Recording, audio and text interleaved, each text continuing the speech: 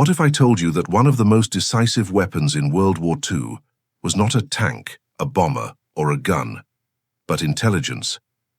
What if the fate of Europe and the Pacific hinged on secret codes, unseen machines, and native voices no enemy could decipher? Part 1. What was the secret weapon? It's the late 1930s. Europe is bracing for war again. Hitler's Germany is rearming, consolidating power, and casting a dark shadow across the continent.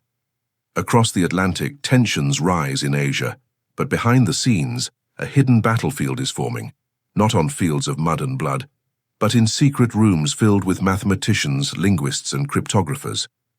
At Bletchley Park in England, Allied codebreakers quietly prepare a revolution in intelligence.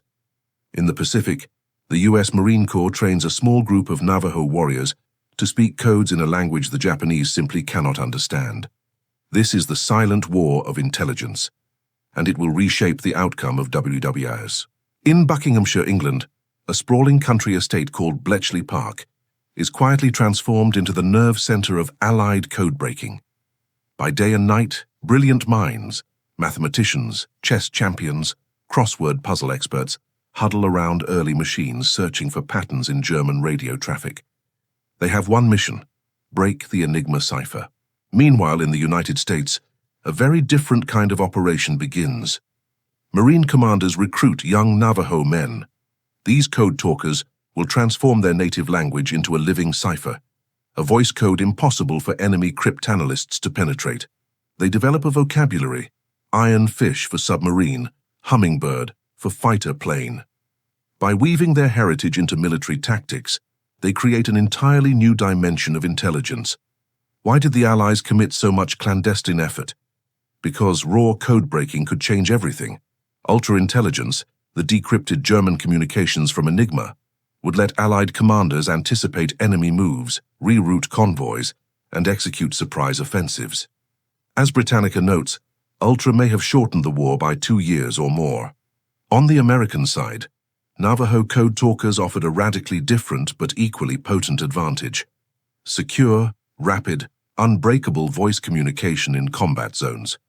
Their language-based encryption required no complex machines, only human minds, and the Japanese never cracked it. Now that we understand the stage, the actors, and the secret weapon, let me take you behind the scenes, to Bletchley Park's dramatic battle against Enigma, and to the jungles of the Pacific, where Navajo voices carried the fate of soldiers on Iwo Jima. Next, we dive into the cat-and-mouse world of cryptanalysis and operations. Part 2, the Codebreakers Battlefield, Bletchley Park and Ultra.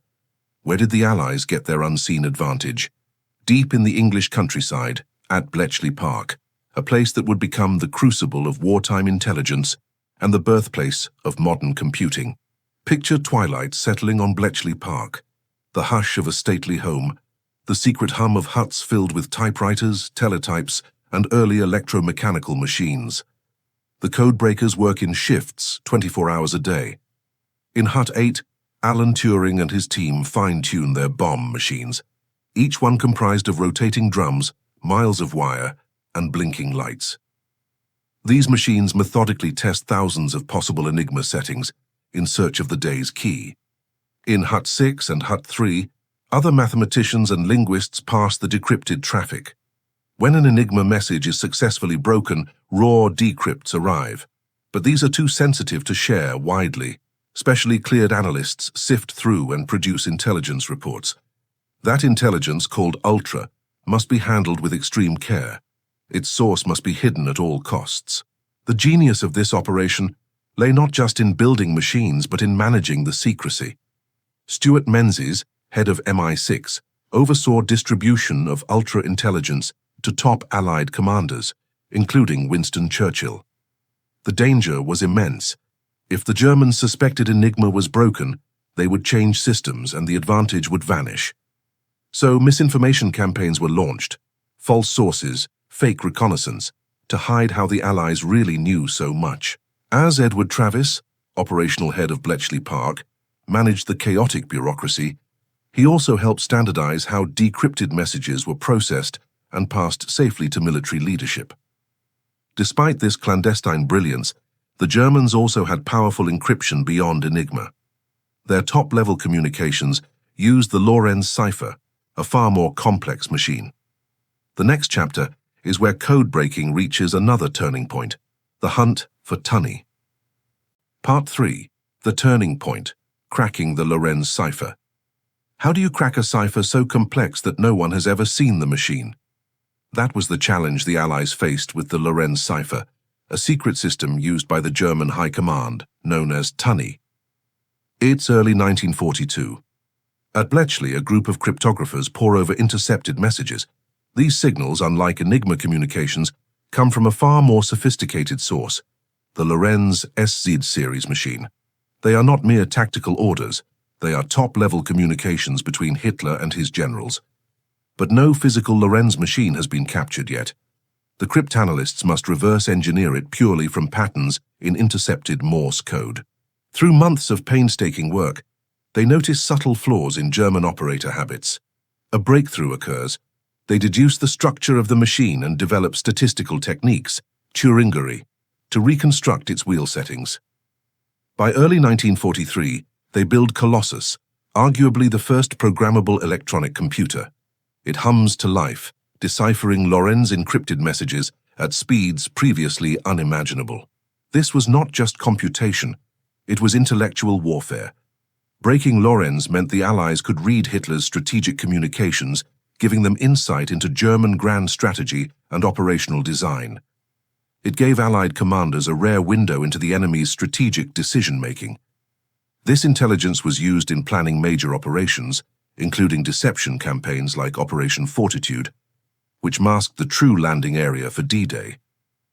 By feeding manipulated or false information, the Allies used ultra and tunny decrypts to mislead the Germans, an intelligence-powered masterstroke of strategy. While the codebreakers were decrypting enemy secrets in England, halfway across the world, a different kind of intelligence war was unfolding, one rooted in language, tradition, and raw bravery. Next, we go to the Pacific. Part 4. The Navajo Voice. Code talkers in the Pacific. How do you send urgent battlefield messages that no enemy can understand? On the islands of the Pacific, thousands of miles from Europe, the Marines found the answer in a language forged by the land, Navajo. It's 1942. In the rugged Navajo Nation, young men are recruited into the U.S. Marine Corps. Their mission is unlike any conventional soldiers. They will become code talkers. In training camps, they memorize a specialized code. A word like Beshlo means submarine. Dahetihi means fighter plane. Their native tongue, complex and tonal, becomes the foundation of a voice cipher. On Guadalcanal, Iwo Jima, Peleliu, these men transmit and receive tactical orders under fire. 6 code talkers can belt out hundreds of messages in minutes. On Iwo Jima alone, during some of the fiercest fighting, they relay over 800 messages perfectly, without a single error. Their voices carry across the front lines, guiding infantry, coordinating artillery, and saving lives. The brilliance of the Navajo code lies in its simplicity and unbreakability. Unlike mechanical encryption, it required no machines, just human minds speaking their native language in real time. The Japanese cryptanalysts never cracked it. Marine commanders relied on this voice system because it was faster, more reliable, and inherently hidden. There was no physical cipher to capture. It was tactical intelligence, live, secure, immediate. But intelligence in WWII didn't stop at code breaking or languages. Behind the front lines in Europe, Allied operatives were being dropped into occupied territory to sabotage and support resistance. Next, let's leap into the world of clandestine operations, the shadow war of spies. Part 5. Agents in the shadows, OSS, SOE, and covert operations. How do you fight an enemy not just with bombs and bullets, but with whispers, sabotage, and secret networks? Welcome to the world of special operations, a silent war behind the front lines. Deep behind German lines in occupied France, British and American teams parachute in. These are Jedburgh teams, 3-man squads composed of officers from the British SOE, Special Operations Executive, the American OSS, Office of Strategic Services, and Free French agents. Their mission: organize local resistance, disrupt German supply lines, and feed intelligence back to Allied command. At the same time, espionage flourishes. Radio transmitters hidden in attics, resistance fighters whispering in hidden cells, sabotage missions crippling rail lines. It's risky. Many never return. But the information they collect, coordinated with codebreakers at Bletchley, shapes Allied strategy in a way no conventional army could. This intelligence was not just tactical, it was strategic. By combining human intelligence, HUMINT, from operatives on the ground with signals intelligence, SIGINT, from code-breaking centers, the Allies could plan multi-layered campaigns. OSS and SOE operatives provided the context, where German troops were weakened, where resistance could rise, where deception would be most effective. The success of these covert operations depended on brilliant leaders who could balance risk and reward, such as OSS officers, resistance commanders, and British intelligence chiefs. Their strategy: empower local resistance, feed actionable intelligence, and coordinate with military planning to maximize impact. All these threads, code-breaking, voice codes, covert ops, converge at decisive moments in the war. But there was one turning point where intelligence truly shifted the balance. The next part explores that moment. Part 6, The Turning Point. Intelligence fuels D-Day. When do whispers become thunder? On June 6, 1944, D-Day, intelligence became the thunder that shattered Hitler's Atlantic Wall. In the months leading to D-Day, Allied intelligence is at a fever pitch. Ultra-decrypts reveal German defenses. Intercepted Lorenz messages expose German troop deployments and command structure. But the Allies don't just rely on what they read, they shape what the Germans believe. Operation Fortitude, a masterful deception plan, is launched. Fake armies, phantom radio traffic, padded orders transported over ultra-channels to mislead German command. Jedburgh teams slip behind enemy lines, stirring up French resistance. Code talkers relay real-time orders for the amphibious invasion. As Allied soldiers land on Normandy's beaches, their commanders carry intelligence in their radios and in their pockets. Decrypted plans, resistance reports, and real-time battlefield updates. The genius of D-Day lay in coordination. Intelligence was the conductor. Ultra allowed Allied planners to know German defenses. Deception operations misled them. Clandestine agents coordinated sabotage, and voice codes ensured secure, instantaneous communication on the ground. Without that intelligence synergy, the landings might have failed or cost even more lives. Leaders like Stuart Menzies, OSS directors and field commanders, synchronized their intelligence flows. They used Ultra not just to react, but to proactively plant lies, leaking through double agents, creating false radio traffic, and steering German divisions away from Normandy. It was a chess game on the grandest scale. But winning the beachhead was not the end. As the Allies pressed into Europe and the Pacific, intelligence continued to determine life or death. Next, we examine how critical intelligence shaped later campaigns and the costs paid. Part 7. The cost of knowledge, intelligence's price in blood and sacrifice. Intelligence may have been a secret weapon, but it came at a cost. How many lives were gambled to protect Ultra's source? How many heroes remained in the shadows even after victory? Ultra intelligence was kept under tight secrecy. Not everyone could act on it. Sometimes Allied commanders refused to act directly on decrypted information to avoid exposing the source. Convoys were rerouted, reconnaissance missions falsified, all to mask where the intelligence came from. Lives were risked, sometimes sacrificed for the greater good. As noted in historical debates, Allied rerouting orders sometimes included false patrols purely for cover. At the same time, the Navajo code talkers, hundreds of them, served on the front lines, yet their mission remained classified long after the war. Their contributions were not acknowledged publicly until decades later. Many returned home in silence, their secret service hidden by the veil of reserve duty. At Bletchley, cryptographers like Alan Turing, Connell Alexander, and others returned to civilian life under strict secrecy. Their work was classified for decades. People like Stuart Menzies and Edward Travis carried the weight of their decisions, knowing that every message decrypted and every decision made could mean life or death. Here we see the double-edged sword of intelligence. On one hand, it saves lives, shortens wars, and gives strategic clarity. On the other, it demands sacrifices, not just of soldiers, but of secrecy, ethics, and human cost. The people behind the codes were unsung heroes. They toiled in the dark, carried heavy responsibility, and rarely saw public recognition in their lifetimes. The strategy to protect Ultra, to disguise its source, meant some operations were delayed or faked. Commanders had to weigh the value of immediate action against the risk of exposing their decrypt capabilities. That kind of decision-making required not just intellect, but moral courage. As the war moves toward its end, all these intelligence threads converge in final operations across Europe and the Pacific. Next, we explore how intelligence helped bring the war to its close, and what lessons it left behind. Part 8. The Final Push. Intelligence at War's End. How does secret intelligence help end a war? In 1945, the unseen war reaches its peak, not with loud bombers, but with silenced machines and whispered code. By spring 1945, Allied forces are closing in on Germany from three sides. Ultra intercepts guide strategic bombers, reveal retreat paths, and highlight internal collapse. Colossus machines continue to churn out decrypts of Lorenz communications, reading Hitler's private orders and desperation. In the Pacific, Navajo code talkers still relay critical commands, now assisting in island-hopping campaigns that draw ever nearer to the Japanese mainland. OSS and SOE operatives maintain networks of intelligence, resistance, and sabotage, disrupting final Japanese defenses. On May 7, 1945, Germany surrenders. In August, after the bombs drop on Hiroshima and Nagasaki, Japan follows.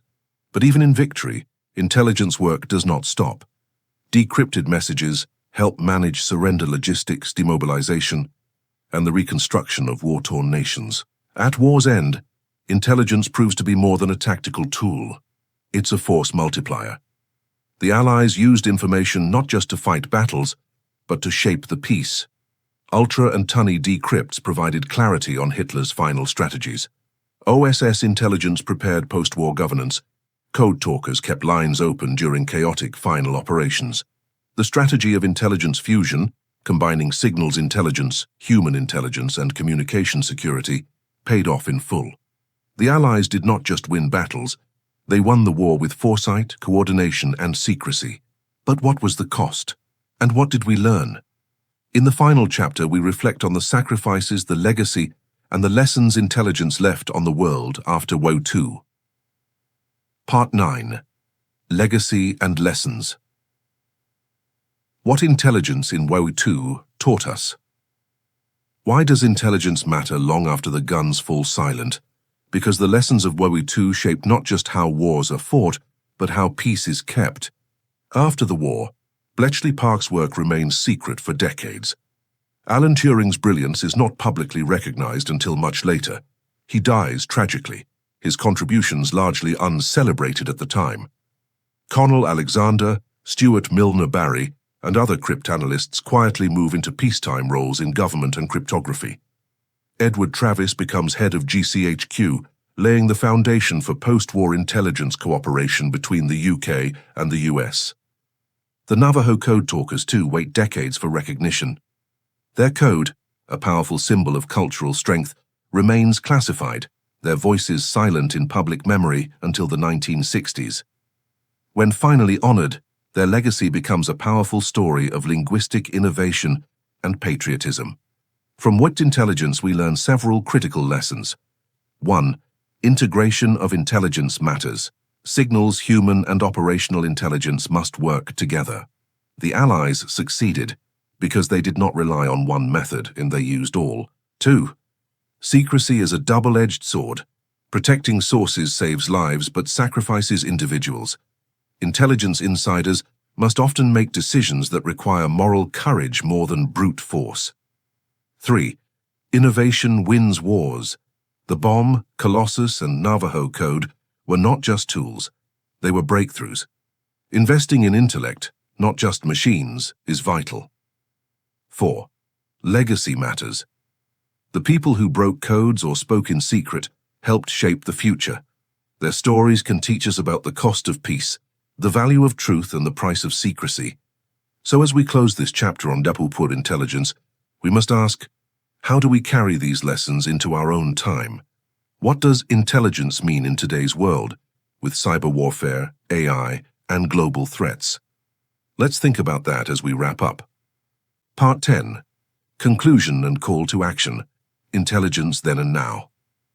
How does a war fought in secret redefine the world?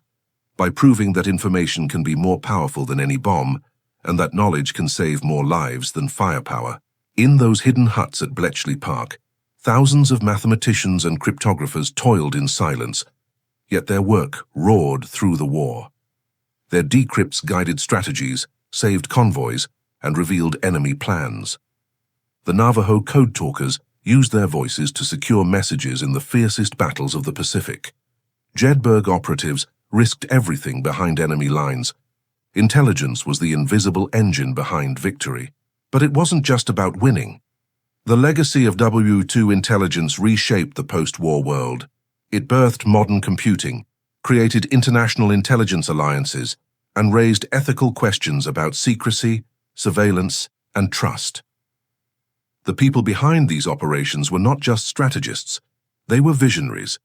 Their courage, intellect, and moral judgment laid foundations for the Cold War, for GCHQ, for the NSA, and for modern signals intelligence. They showed that wars can be won with brains as much as brawn, but also that intelligence demands responsibility. Today, in the age of AI, cyber warfare, and mass data, their lessons ring louder than ever.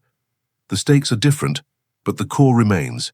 Information is power, and with great power comes great responsibility. The people behind these operations were not just strategists, they were visionaries. Their courage, intellect, and moral judgment laid foundations for the Cold War, for GCHQ, for the NSA, and for modern signals intelligence. They showed that wars can be won with brains as much as brawn, but also that intelligence demands responsibility. Today, in the age of AI, cyber warfare, and mass data, their lessons ring louder than ever. The stakes are different, but the core remains. Information is power, and with great power comes great responsibility. Like and subscribe if you want more history behind the shadows. Comment below. Which intelligence figure from WWII inspires you the most? Turing, a code talker, or a Jedburgh agent? And don't miss our next video.